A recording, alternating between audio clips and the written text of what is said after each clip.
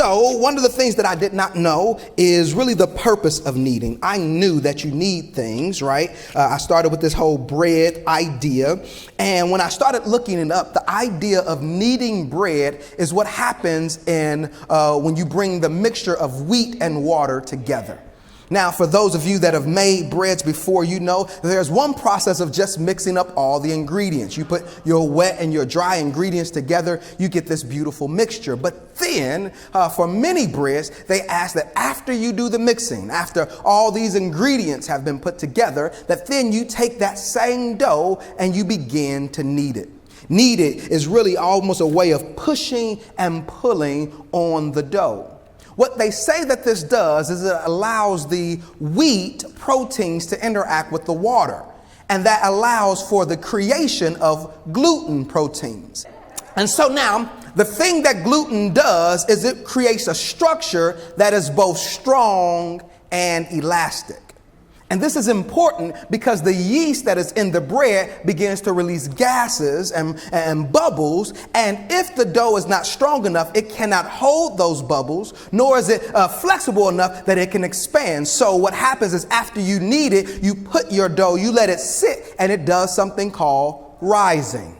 When the dough rises now, this gives it that beautiful, fluffy, and wonderful texture. This makes it light and very good to the palate because your dough has now risen. If you're not able to sufficiently knead your dough, what happens is the bread will become dry and dense and crumbly.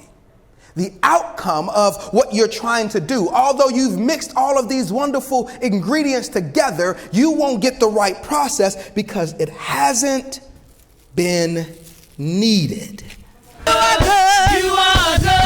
All the time. All the time. All the time. All the time. You are good. You are good. You are good. You are good. All the time. All the time. All the time. All the time. You are good. You are good. You are good. All the time. Don't let the enemy get you. He's trying to get to me, but you're better than this. Let me tell y'all, you better than this. You better than this. He came and God began to slowly but surely work in his life. God needed him. God needed him. And I know there's some people out there where God is needing you right now. And you know what? I can say this with a surety. It is your season. The question just is, what season is it? It's your season, but it might be winter. It's your season, but it might be fall. It's your season. It may be spring. It's your season. It may be summer. But no matter what season it is, you're right, it's your season. But if you can take the Lord needing you, if you can make sure that you get stronger in your power, if you make sure you get a little bit more flexible, can I tell you that growth happens? All of a sudden now, what God wants to pull out of you is available. You become wonderful. You become fluffy. You become tasty. You become exactly the recipe our God has desired. You are